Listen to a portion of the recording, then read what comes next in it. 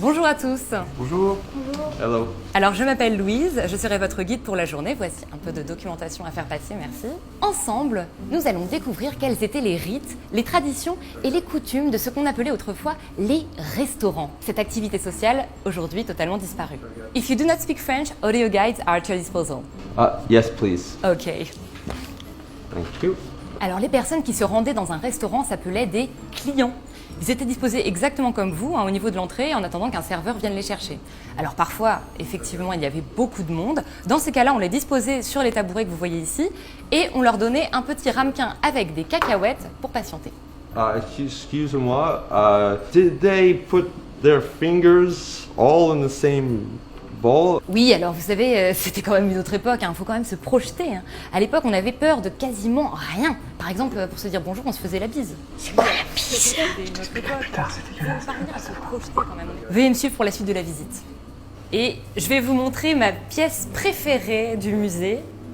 Alors, on se trouve ici face à ce qu'on appelle une table. Le procédé est on ne peut plus simple, payer pour qu'on nous prépare à manger. Attention, jeune homme, on ne touche pas. Excusez-moi, mais c'est une pièce de collection, faut faire très attention, c'est très fragile. Excusez-moi. Oui? Ce établissement existait ailleurs, même aux États-Unis. Oui, alors c'est fort probable. Cela dit, les fouilles archéologiques semblent montrer, je le crains pour vous, que ce type de restauration ait été un peu moins élaboré, si je puis me permettre. Alors, un des éléments les plus singuliers de la restauration, c'est effectivement ce qu'on appelle la carte. Et à l'intérieur, on retrouvait la liste des aliments que l'on pouvait commander pour le soir. Je vous en donne quelques reproductions. Faites attention, c'est très fragile. Merci. Trop beau. Alors, quelques précisions sur le déroulement du repas. Une règle sociale consistait à poser la question « Et toi, qu'est-ce que tu prends ?» C'était pas individuel? Oui et non. C'est-à-dire que le dernier à avoir posé la question prenait souvent le même choix que la personne à qui il venait de poser la question. Sinon, il lui arrivait de se servir et de piquer dans l'assiette de l'autre. C'est trop bizarre. Est-ce que vous avez d'autres questions? Les gens mangeaient vraiment l'un en face de l'autre? Et oui, mais vous savez qu'ils étaient parfois jusqu'à 12 à table. Et pour renforcer cet esprit de convivialité, il leur arrivait même d'avoir une corbeille à pain que tout le monde se partageait. C'est-à-dire que chacun prenait un bout de pain de son choix. C'est des barbares! Ne les jugez pas trop durement avec les normes d'aujourd'hui. Faut bien garder en tête que ça date d'il y a 1 an. On continue la visite?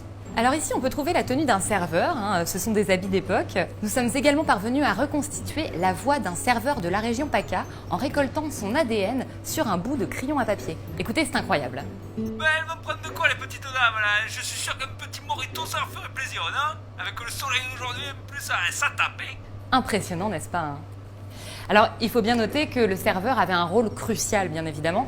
C'est en effet lui qui rapportait ce qu'on appelle l'addition. C'était un petit bout de papier sur lequel était inscrit le prix à payer pour ce qu'on venait de manger. Pour l'anecdote, il faut savoir qu'après, les clients se chamaillaient en se disant « Non, non, non, c'est moi qui paye. Non, c'est moi, t'as déjà payé la dernière fois, etc. etc. » Et bien sûr, il y avait toujours celui qui feignait de ne pas avoir son portefeuille pour ne jamais payer. Voilà. C'est officiel, je comprends rien au monde d'avant. Désolé. Si vous n'avez pas d'autres questions, c'est avec tristesse que je vais vous annoncer la fin de la visite.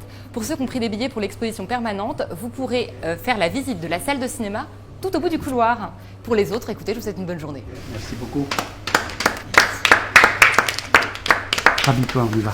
C'était quoi le cinéma? C'était des gens qui payaient pour regarder un film en même temps dans la même pièce. Ah, chez nous? Ouais. Allez, ça c'était le monde d'avant, c'était n'importe quoi. Tiens, remets ton masque, Emmanuel.